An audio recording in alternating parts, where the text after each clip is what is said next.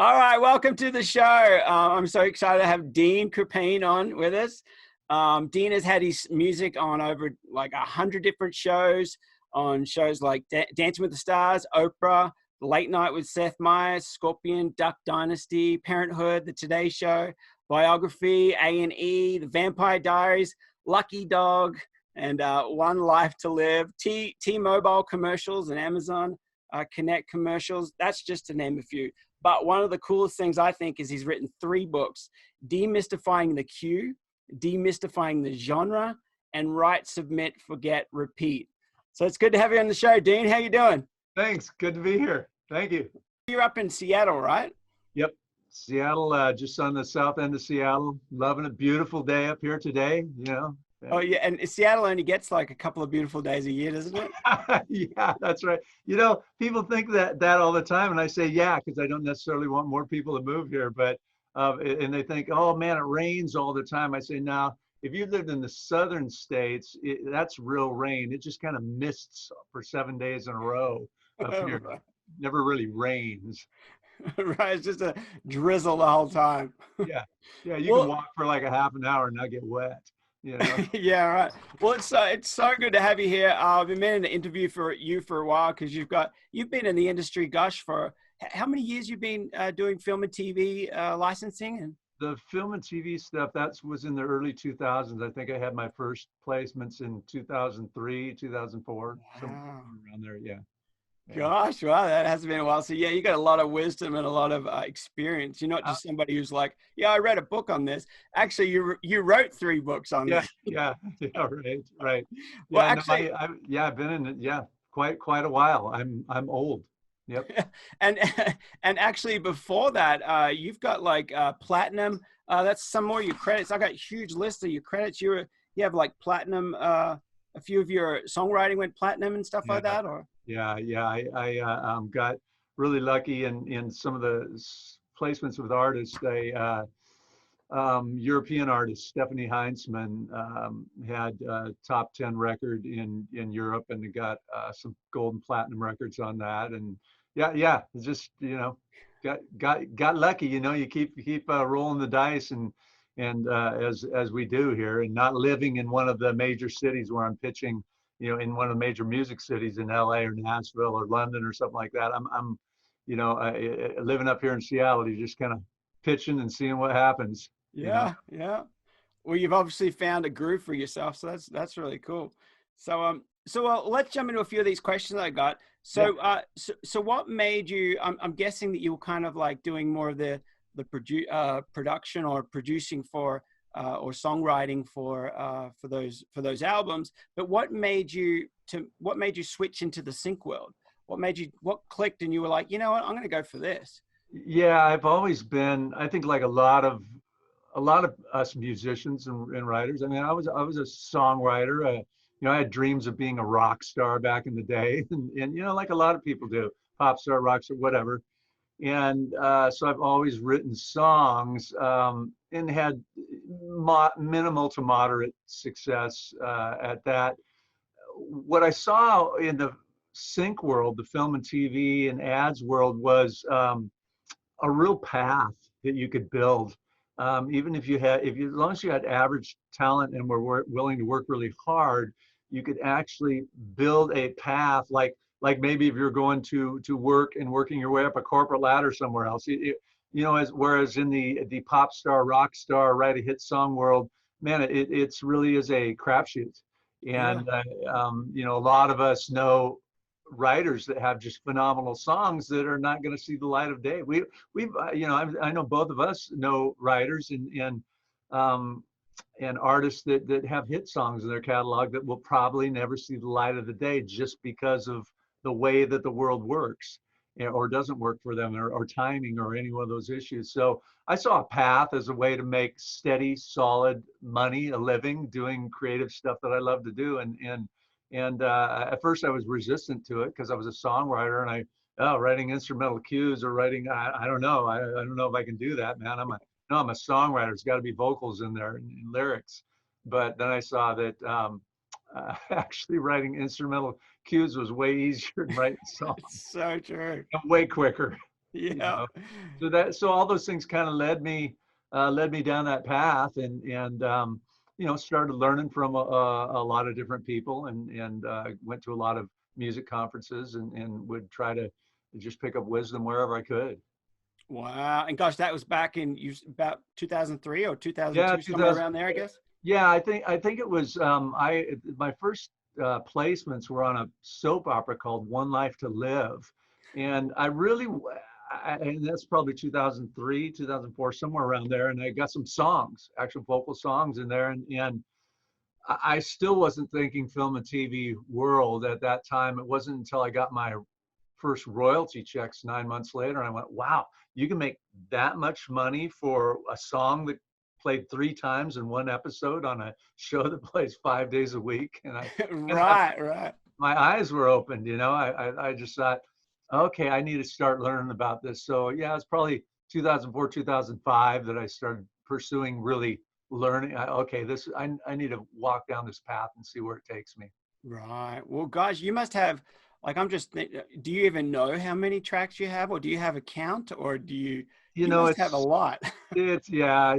I think for I think at last count, somewhere last year, I think my cues are somewhere around 1,400 or so Okay. Wow. Yeah. cues. You know, some Wow. you know. So So, I wish it were 14,000. You know, and my royalties would be 10 times what they are. right, right, exactly. Well, well, yeah. And I've kind of started doing the math like that myself too, thinking that, okay, well, if I've got that many songs out there making, and I've made that much that year or whatever, then you just divide it by those songs, and I'm like, okay, well, basically my theory is like every single cue I write is probably about $100. Yeah. So so it's like, so in the life of it, and some come in way more of that, some come way under that, some don't even make anything. But I was kind of like, it's Yeah, I think that's kind of the way I look at it too. Is it is an average, because you have cues that are going to sit in there, and if you're lucky, they'll make you $10, and then you have some other cues that you get extraordinarily lucky, and they'll make you thousands of dollars. Mhm. And sometimes you don't know. I had a cue that had sat in a library for almost 10 years. Along with a bunch of other ones, and it didn't do anything, and I just kind of written it off because I just keep writing and producing. We don't know when something's going to get picked, and all of a sudden I got an ASCAP statement, and it was used for a commercial, and it was, you know, had been placed on a variety of networks over 2,000 times. I had like 200 and something pages of royalties just on that one cue that hadn't seen the light of day for a decade. Oh, You know, wow, and gosh. so, you know, you just kind of celebrate and go, great, good payday, you know, keep, Mhm. you know, come on, other tunes that are sitting in there, you know, Exactly. you know, so yeah, that's one reason why I just keep going. I just keep working and writing, and taking advantage of the opportunities, and the connections, and I guess the relationships that I have, and keep moving, and don't worry about it. I'm a little more particular with vocal songs, because they're so much harder to do, Yeah. um, and finding the right vocalist for each song is I'm usually invested money in it, because Mhm. I don't sing. There's only a couple styles that I'll actually sing on, and a lot of what I write is not in those styles. So I'm hiring vocalists. Yeah. So because actually investing money in other musicians. I want to, you know, be really sure that it gets to a good place and has a good shot at least making my money back. Yeah, right. Yeah. Yeah, it's funny with the vocal songs. Yeah, it probably takes at least for me it takes 3 times the amount of Yeah, yeah, work. You got your lyrics, and then you got your vocals, and your vocals are another instrument. You have to tune it. yeah, yeah, So yeah. it's Getting the right thing. In fact, I'm doing a project right now with a female singer that you may know, Kristen Chambers. She's also a member of that organization Taxi that we both belong to, and or have belonged to, and we're doing a vocal jazz project right now, and yeah, it's you know, writing, producing those things, and actually producing with very few instruments, because these are all kind of like dinner cocktail jazz type pieces. So really, they only have piano, upright bass, drums with brushes, and guitar in them. and just with that few of instruments plus the vocal instrument, man, everything's got to be right. You can't hide anything. No.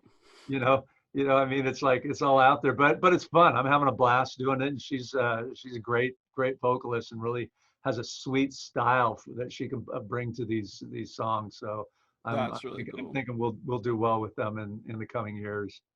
Yeah, if you can get that, if you get that vocalist that has such a great tone or anything, yeah, everything else, and of course that's how a song works. You know, everything else, everything is supporting the vocalist, but yeah. No, I absolutely, and I mean, you're a perfect example. You've got such great tone and style, and your. I mean, I wish I had that. I said my vocal is so straight and so. You know, I mean, if it were 1972 and we were doing all Bobby Goldsboro songs or somebody from back then, I'd be perfect. You know, but it just nailed it. You know, I mean, the only styles I let myself do. It's some kind of old school, old school dinner jazz. You know, if I'm doing a Michael Bublé, Harry Connick, that kind of thing, yeah, my voice will work fine in that kind of stuff. And I did, when I was playing live, I did so much of that stuff, so I kind of have that style down too. But something that really demands a newer or a hipper tone, no, the only time I'm singing is to give a guide vocal for the vocalist that's actually going to sing it. Right. So with all this expertise and all this knowledge, so that obviously led you to write some books. What the first book there, you've got Demystifying the Cue. Tell me, can you tell me a little bit of the secret? What's the difference between a cue and a song? A cue and a song. Well, a song can be a cue, but let me just jump in the complete cue world for a second, which I think is when we're writing cues. Most of the time, even if we're putting lyrics on it, we're writing a mood as opposed to telling a lyrical story or a melodic story. We're writing a mood, whatever that mood might be. Maybe it's a tension mood, maybe it's a melancholy mood, maybe it's a funny dramedy or comedy mood, but we're writing moods. And lyrically, if we're writing, for your viewers that might be songwriters, you just want to be less specific. You know, I don't want to write a song about going to a particular restaurant in Seattle on a rainy day when it's, or when there's 2 inches of snow out there, because I've just painted the scene, so it's only going to work in that scene. I want to, I may write a song about I'm going out to eat, or with my friend, or whatever that's. So now that can be used anywhere where you're going out to eat with your friends. So keeping those lyrics really universal, I think, is important, basically in cues and instrumental as well. There seems to be for instrumental cues, there seems to be in general less melody than there would be in an instrumental song. Because for the basic reason that if there's too much melody or too many fast riffs, it can get in the way of dialogue. And most often these cues that we're writing they may be used for a few seconds without any dialogue, but they're going to go under an actor's dialogue. And too much melody will pull the viewer and the listener away from the storyline. That's what we're trying to do, is support the storyline. Whereas in a song, we're expressing our emotion. We're independent. If you're in pop music, you're expressing emotion and writing a story about that and having this great hook that people are going to gravitate to. If you're in something maybe like country music, the famous phrase there is you're going to paint the furniture. So you really want to be detailed, and that stuff doesn't work as well in film and TV.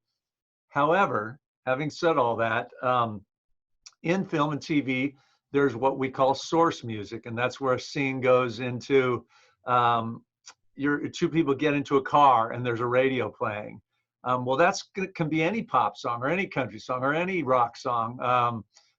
Because it's going to be in the background, and it's really, they're capturing the vibe of what those two people might listen to in their real life. Or those people might go into a restaurant, and then, as when we walk into a restaurant or a cafe, there's always music playing in the background, and it's whatever style that restaurant's trying to convey, whether it's pop or, same with a store, anything. You walk into a store and there's music playing. So those regular songs that artists are writing work very well in what we call source music, because it's coming from a source outside of the instrumental track or the movie or film track. So I just completely lost track of what I was going to say. So I'll throw it back to you. Well, that makes total sense. It's like I've had tons of placements with the source cues, and even coming back to being universal, they still kind of need to be a little universal, because the director or the music supervisor is looking at it saying,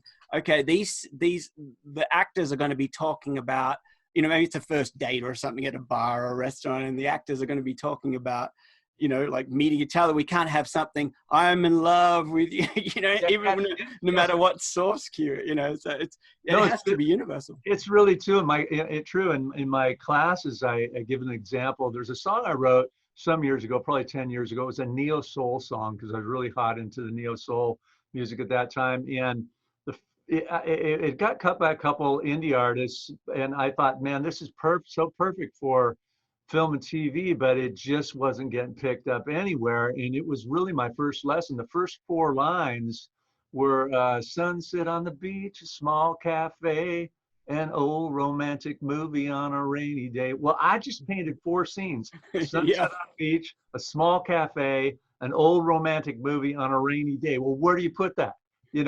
I mean, if I'd used that same melody and gone, walking on the beach, holding your hand, blah, blah, blah. Well, at least you're in the same place, a beach holding somebody's hand, so yeah, it's so true. You got to be, if you're writing for TV, you want to be really cognizant of that. Yeah. That's so true. Now, so you got 3 books out. I want to talk, I'm going to do like three parts to this video. So I want to ask about the other books in a bit, but so tell me a little bit more about the Demystifying the Cue. Like, what that kind of it almost sounds like mystical kind of. So tell me a little bit. What am I going to get in the book?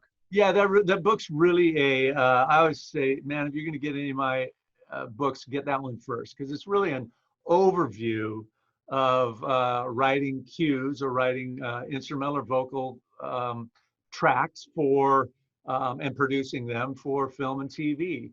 And, it talks a little bit about the philosophy of the business and about networking as well. And I give examples of my daily workflow, as well as examples of what makes a cue, what is not a cue, what's a soundtrack, like somebody that's producing for Star Wars or doing that music versus what a cue is. So it's really just kind of an overview of the whole, how to do a cue, where it fits in the business, how maybe you might increase your networking skills to get more placements and to get more relationships, and what to do, what not to do. Really an overview of everything that we do in the cue world. And I think I give some, even though it was written in 2000, it was written a few years ago, I give I think a view of where I think the industry might be going to. So it's a good, for somebody that's interested in this or just beginning, or even at the intermediate level, it's a good place to go to get an overview of the business and try to figure out what your next steps might be. That's great. I think I give some practical advice in there too of, how to get started and what I did too. There were a couple key things that I learned early on that, man, I went home once, I learned them right away, and boom, I was locked into writing cues within a month, just after taking the advice of some people that were already doing it. So I share that in the book as well. And that's priceless. There's no point trying to reinvent the wheel. No way. Yeah. So, yeah. Well, that's great. Well, we might head over to, before we head over to to part 2, I like to do what we call a desert island or a driver's range questions. So okay. It's rapid fire questions. Wait, I better put on my glasses so I can think. Okay. I'm good now. All right. So I'm going to ask you a quick question. It's going to be, there we go. So you put the wrong glasses on. Those are wrong head, wrong brain. That's right. So I'm going to ask you a question, like maybe I do mostly production questions, and then you have to like tell me what's your favorite, whatever it is. So, what is your favorite delay? My favorite delay. My favorite delay. Yeah, this is going to sound weird. Is I use the DAW I use is Steinberg Nuendo, and my delays that I'm using are the ones that came with that Steinberg Nuendo, and I don't even know they're the stock ones that came. Yeah, With yeah. the package. If it works, it's like it's just a tool. I always say that. Yeah, yep, All yep. right, what's your favorite reverb? Same thing, same Same thing? answer. I actually with my reverb, my delay, and my compression, and the EQ, I'm using the stock things that came, the VSCs that came in the Steinberg Nuendo, and I think people can use whatever they want. Most of the stuff that's made now is really well, whatever reverb, delay, EQs, compression, they're really well made now. My advice to people is always is pick one and then learn how to use it. That's the most important thing, because if you just, it doesn't matter what you're using, if you don't learn how to use it, it's going to suck. So pick one and learn how to use it. And these things, I started using Nuendo, Steinberg's Nuendo back in 2002 or 2003. So I'm just so familiar with the equipment that they put in there. So yeah. I won't say it's better or worse than anything else. I've just learned it really well. Yeah, exactly. Yeah, a friend of ours, Maz, told me one thing years and years ago. He said it's the ear, not the gear. Yeah, so true, so true. Yep. But me being a geek, I want the gear as well. I know. We all do that. I mean, I'm leery of it though, because every time I buy a new piece of software, well, now I'm going to waste like 3 weeks just learning how to use it and not creating anything, just finding all the presets and seeing what that does. Go, wow, let me try this, and I'll produce something that's totally useless. Exactly. Being there, all the Black Friday sales, and you're like, oh yeah, that looks good. Yeah. I'll buy that, and you never even install them. Yeah, right. Yeah. Yeah. Well, awesome, man. Well, we're going to go over to the second part of this interview, and we're going to talk more about diving into a little bit more deeper questions. But cool. But for anybody following this one, make sure you go over to part 2. And if you like it, subscribe, and we'll see you in part 2. All right. See ya.